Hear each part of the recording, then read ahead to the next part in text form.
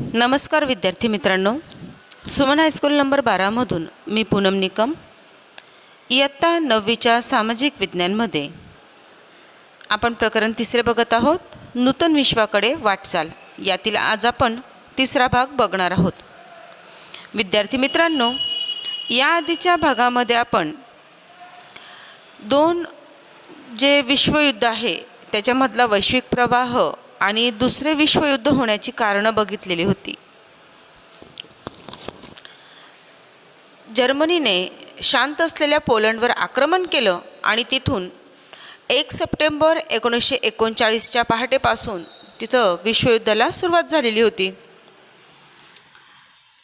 चला तर मग विश्वयुद्धामध्ये नेमकं काय काय घडलं त्या विश्वयुद्धाची रूपरेखा आपण बघून घेऊया.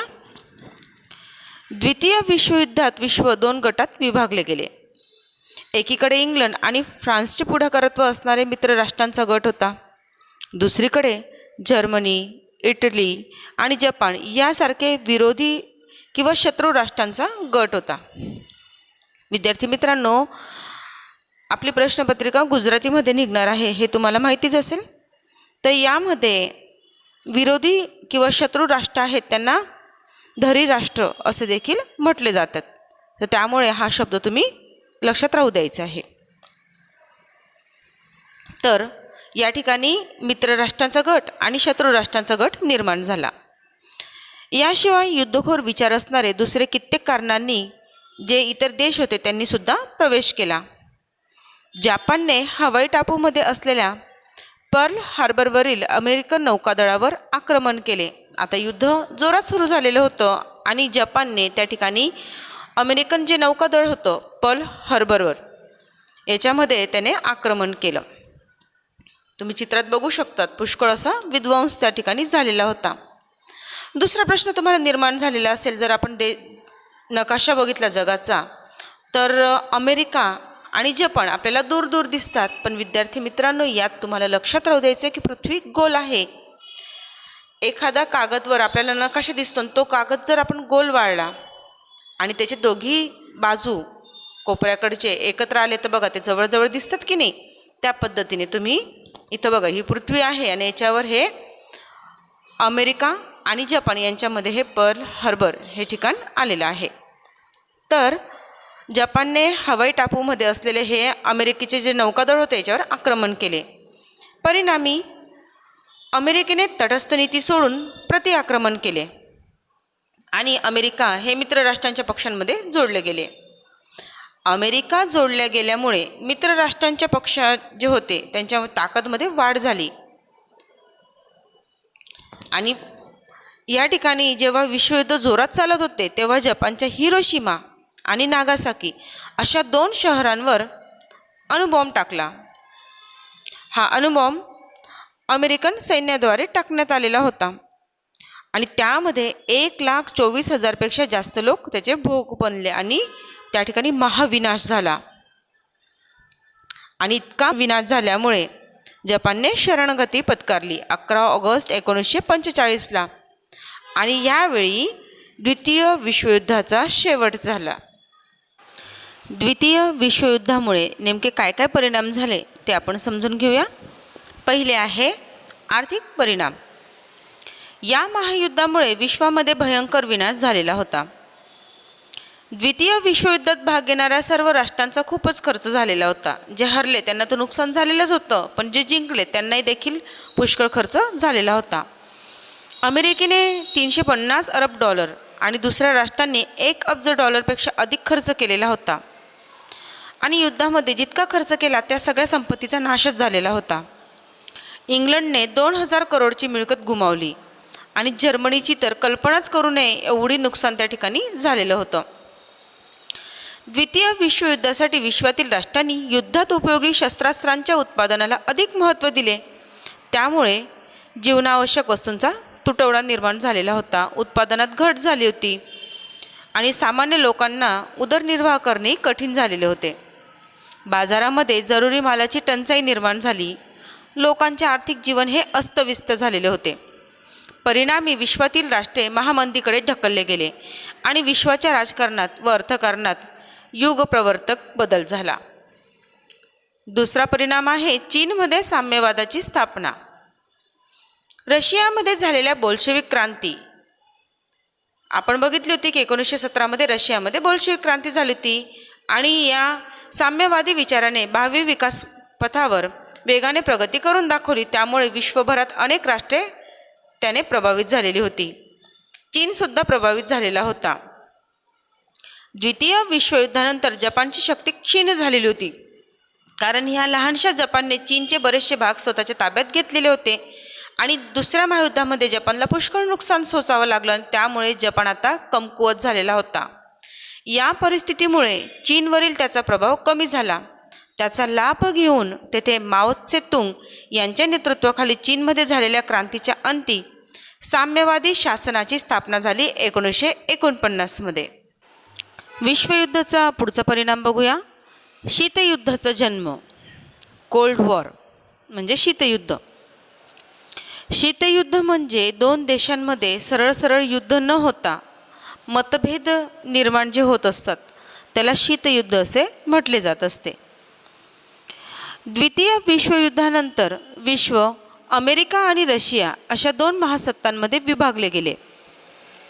युद्ध दरम्यान दोन्ही राष्ट्रे मित्र होती. रशिया आणि अमेरिका हे दोघी मित्र होती, परंतु युद्धानंतर दोघांमध्ये मतभेद वाढत गेले. अशा प्रकारे लोकशाही देश अमेरिका आणि साम्यवादी देश रशिया हे परस्पर विरोधी गट म्हणून आता उभे झालेले होते. या दोन्ही गटांमध्ये विश्वाच्या अन्य लहान राष्ट्रे स्वतःच्या अनुकूलतेप्रमाणे जोडत गेले. दोन्ही गटांनी एक दुसऱ्यांच्या मताचे खंडन आणि स्वतःच्या मताच्या समर्थनासाठी जे वाकयुद्ध आणि विचारयुद्ध केले आणि त्यामुळे शस्त्राशिवायच्या शीतयुद्धाच्या स्थितीचे त्या ठिकाणी सर्जन झाले. म्हणजे दोघींमध्ये इतके मतभेद झाले की आता तिसरे युद्ध होईल की काय अशी परिस्थिती त्या ठिकाणी निर्माण झालेली होती. म्हणून अनेक वेळा तिसरे विश्वयुद्ध होण्याची चिन्ह त्या ठिकाणी आता दिसत होती. तर अशा पद्धतीने दुसऱ्या विश्वयुद्धाचे परिणाम आपल्याला सांगता येतील.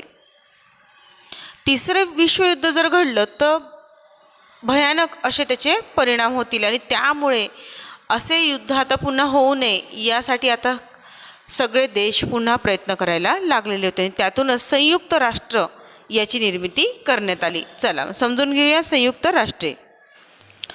पहिलं महायुद्ध घडल्यानंतर देशामध्ये शांतता टिकवून ठेवण्यासाठी राष्ट्रसंघाची निर्मिती करण्यात आली.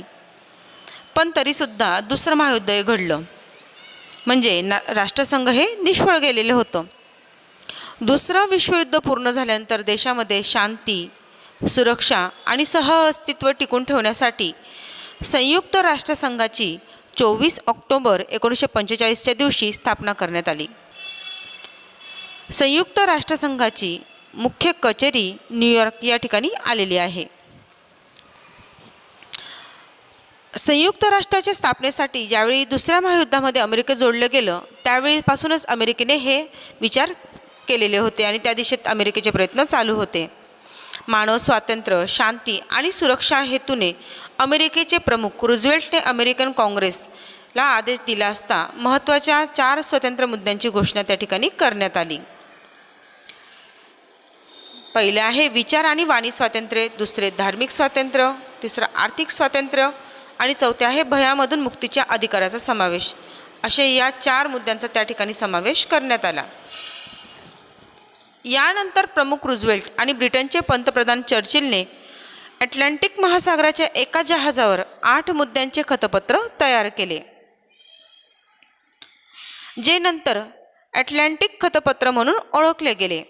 खतपत्रामध्ये प्रत्येक राष्ट्राच्या स्वातंत्र्य आणि सार्वभौमत्व टिकविणे, शांती, सुरक्षा, सामाजिक आणि आर्थिक कल्याण आणि निःशस्त्रीकरणाच्या बाबतींचा समावेश करण्यात आला. म्हणजे आता ह्या ठिकाणी पुन्हा एकदा जगामध्ये शांतता निर्माण होईल या दिशेने प्रयत्न सुरुवात झालेली होती. त्यानंतर ब्रिटन, अमेरिका, रशिया आणि चीनचे विदेशी प्रधान विश्व शांतीसाठी मॉस्को येथे एकत्र झाले ऑक्टोबर 1943मध्ये. आणि या ठिकाणी जो करार झाला त्या कराराला मॉस्को करार म्हणून ओळखले जाते. नोव्हेंबर 1943मध्ये तेहरान या ठिकाणी 3 महाहस्तींची परिषद झाली. वॉशिंग्टन या ठिकाणी 50 राष्ट्रांच्या प्रतिनिधींनी संयुक्त राष्ट्रांचे खतपत्र तयार केले 1944च्या सप्टेंबरमध्ये. आणि अशा पद्धतीने वेगवेगळ्या मीटिंग्स घेऊन किंवा त्या ठिकाणी बैठक योजून देशामध्ये शांतता कशी टिकून राहिली याचे प्रयत्न सुरुवात झाल्याने याचा परिणाम म्हणजे 24 ऑक्टोबर 1945 रोजी 51 सभासद राष्ट्रांद्वारे संयुक्त राष्ट्रांच्या स्थापनेची जाहिरात झाली. त्यात भारताचा पण समावेश होता. तेव्हापासून ते आजपर्यंत 24 ऑक्टोबरचा दिवस UN दिवस म्हणजे युनायटेड नेशन डे म्हणून विश्वभरामध्ये साजरा केला जातो. सध्या संयुक्त राष्ट्रांमध्ये 193 राष्ट्र हे सभासद म्हणून आहेत. आता मग हे संयुक्त राष्ट्र जे आहेत हे नेमकी कामगिरी कशी करतात ती आपण समजून घेऊया. संयुक्त राष्ट्रांची अंगे. संयुक्त राष्ट्राने त्याचे उद्देश सिद्ध करण्यासाठी जे तंत्र रचले आहे त्याचे मुख्य 6 अंग आहेत. ते पुढीलप्रमाणे. पहिले आहे सामान्य सभा, 2 सुरक्षा समिती, 3 आर्थिक आणि सामाजिक समिती, 4 पालक समिती, 5 आंतरराष्ट्रीय न्यायालय आणि 6वे अंग आहे सचिवालय. या अंगांपैकी आंतरराष्ट्रीय न्यायालय नेदरलँडच्या हेग शहरात आलेले आहे आणि याशिवायच्या अन्य समित्यांचे मुख्य केंद्रे अमेरिकेच्या न्यूयॉर्क शहरामध्ये आलेले आहे. संयुक्त राष्ट्रांचे कार्य आपण समजून घेऊया. पहिले आहे सामान्य सभा. संयुक्त राष्ट्रांचे सर्वात मोठे अंग म्हणून सामान्य सभा ते सर्व सभासद राष्ट्रांच्या प्रतिनिधींची बनलेली आहे. त्यात प्रत्येक राष्ट्र जास्तीत जास्त 5 प्रतिनिधी ठेवू शकतो, परंतु मतदानाच्या वेळी प्रत्येक राष्ट्राचे एकच मत मोजण्यात येते. म्हणजे 5 प्रतिनिधी असले तरी त्या देशाचं एक प्रतिनिधी म्हणून ते मत मोजले जात असते. आंतरराष्ट्रीय संबंधाच्या संदर्भात कोणत्याही बाबतीत चर्चा, सल्ला, सूचना किंवा शिफारस त्या ठिकाणी करू शकतात. सामान्य सभेमधील पुढचे कार्य आहे महामंत्री दरवर्षी जे अंदाजपत्रक प्रस्तुत करतात ते विभागणी करणे तसेच त्याच्या खर्चाच्या रकमेची विभागणी करणे. तिसरं कार्य आहे राष्ट्रांच्या आर्थिक विकास, मानव अधिकार, निःशस्त्रीकरण किंवा सांप्रत आंतरराष्ट्रीय प्रश्नांचे निराकरण आणण्यास प्रयत्न करणे. चौथे कार्य आहे सामान्य बाबतीमध्ये निर्णय 2/3 सभासदांच्या बहुमतीने त्या ठिकाणी घेण्यात येतो. संयुक्त राष्ट्राचा दुसरा अंग बघूया, सुरक्षा समिती. संयुक्त राष्ट्राचे सर्वात महत्त्वाचे हे अंग आहे. त्यात अमेरिका, ब्रिटन, फ्रान्स, रशिया आणि चीन हे 5 स्थायी सभासद आहेत आणि बाकी 10 हंगामी सभासद आहेत. या समितीला आंतरराष्ट्रीय शांती आणि सुरक्षितता टिकवून ठेवण्यासाठी अत्यंत विशाल सत्ता देण्यात आलेली आहे. राष्ट्राच्या कोणत्याही भांडणांना किंवा कलहांना सोडवण्यासाठी वाटाघाटी, तपास आणि मध्यस्थीद्वारे शांतिमय रीतीने प्रश्नांचे निराकरण ही समिती करत असते. कोणत्याही आंतरराष्ट्रीय महत्त्वाच्या बाबतींमध्ये निर्णय घेण्यासाठी 5 स्थायी सभासदांपैकी कोणतेही एक मत हकारात्मक नसेल तर त्या बाबतीत निर्णय घेता येत नाही. 5 स्थायी सभासद राष्ट्रांच्या या सत्तेला विटो निषेधाधिकार असे म्हणतात. रशियाने विटोचा सर्वात जास्त वेळा उपयोग केलेला आहे. संयुक्त राष्ट्राचा तिसरा अंग आहे आर्थिक आणि सामाजिक समिती. या समितीला इकोसोक असेही म्हणतात. त्यात 54 सभासद आहेत. सामान्य सभा 2/3 सभासदांना 3 वर्षांसाठी निवडते. ही समिती धर्म, जाती, प्रदेश किंवा भेदभावाशिवाय विश्वातील राष्ट्रांच्या प्रजेचे जीवनमान उंचवण्याचा प्रयत्न करते. ही समिती आणि त्याची उपसमित्या विश्वभरामध्ये कार्य करतात. सामाजिक समिती अंतर्गत कार्य करणारी पुढची समिती आहे WHO म्हणजे विश्व आरोग्य संस्था. ही विश्वातील लोकांचे आरोग्य सुधारण्याचे कार्य करते. IMF म्हणजे आंतरराष्ट्रीय बँक तसेच आर्थिक भांडवल. ही समिती आर्थिक स्थिरता स्थापण्याचे कार्य करते. त्या अंतर्गत कार्य करणारे पुढचे आहे FAO म्हणजे आंतरराष्ट्रीय खाद्य आणि कृषी संस्था. ही संस्था अन्नधान्यांचे उत्पादन, जंगले आणि मत्स्य उत्पादन वाढवणे, पोषणाचा स्तर वर आणण्यासाठी सहाय्य करते. पुढची जी अंतर्गत संस्था आहे ती म्हणजे ILO आंतरराष्ट्रीय कामगार संस्था. विश्वातील कामगारांचा हक्क आणि न्याय देण्याचे कार्य ही संस्था करत असते. पुढचे आहे युनिसेफ संस्था, मुलांसाठी आकस्मिक मदत भांडवल. विश्वातील मुलांचे आरोग्य सुधारवण्यासाठी पौष्टिक आहार, शिक्षण आणि बालकल्याणाचे कार्यक्रम ही संस्था करत असते. पुढची संस्था आहे युनेस्को, म्हणजे शैक्षणिक, वैज्ञानिक आणि सांस्कृतिक संघटना. ही संस्था निरक्षरता निवारण, शिक्षणाद्वारे लोकांचे जीवनमान उंचावणे, न्याय देणे, शिक्षण, विज्ञान आणि सांस्कृतिक साधनांद्वारे राष्ट्रांमध्ये सहकार वाढवण्याचे कार्य करत असते. याशिवाय त्यांच्या उपसमित्या आणि प्रादेशिक समित्या पण आहेत, जे त्यांचे विविध कार्य करत असतात. संयुक्त राष्ट्राचे चौथे अंग आहे पालक समिती. या समितीमध्ये 5 स्थायी सभासद राष्ट्र आहेत. त्यांना सामान्य सभा मान्य करेल त्या देशाचे प्रतिनिधी असतात. आधी पालकत्वाखाली जे प्रदेश होते, तसेच ज्या प्रदेशांना स्वातंत्र्य मिळाले नव्हते आणि द्वितीय विश्वयुद्धामध्ये पराजय झालेल्या प्रदेशांची देखरेखसाठी, तसेच त्यांचे सामाजिक, आर्थिक, राजकीय या सर्व बाबतींचा विकास होईल ते पाहण्याचे कार्य ही पालक समिती करत असते. संयुक्त राष्ट्राचे 5वे अंग आहे आंतरराष्ट्रीय न्यायालय. आपण आधीच बघितलं की ह्या न्यायालयाचे मुख्य केंद्र नेदरलँडच्या हेग या शहरामध्ये आलेले आहे. यामध्ये 15 न्यायाधीश असतात. 9 वर्षासाठी ह्या न्यायाधीशांची नियुक्ती केली जात असते. कोणत्याही 2 राष्ट्रांमधील वादविवादांचे निवारण हे न्यायालय करत असते. राष्ट्रांमधील भांडणे न्यायालयांसमोर प्रस्तुत करण्यात आले तर त्याचा निर्णय ते देतात आणि कायदेविषयक सल्ला देण्याचे कार्य देखील हे न्यायालय करत असते. संयुक्त राष्ट्राचे शेवटचे अंग आहे सचिवालय.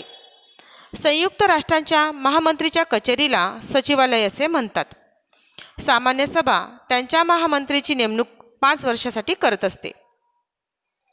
महामंत्रीला कार्यामध्ये मदत करण्यासाठी मंत्री, व्यवस्थापक, मदतनीस, भाषांतरकार आणि निष्णातांचा समावेश त्या ठिकाणी करण्यात येतो. संयुक्त राष्ट्रांचे सचिवालय न्यूयॉर्क या ठिकाणी आलेले आहे. विश्वामध्ये शांतता स्थापन व्हावी, विश्व एकता आणि बंधुत्वाचे स्वप्न साकार व्हावे यासाठी संयुक्त राष्ट्र नेहमी प्रयत्नशील आहेत. तर अशा पद्धतीने आपल्याला संयुक्त राष्ट्रांची अंगे सांगता येतील. तर विद्यार्थी मित्रांनो, या ठिकाणी आपला 3रा पाठ हा पूर्ण होतो आहे. या पाठाचा स्वाध्याय तुम्हाला करायचा आहे. धन्यवाद.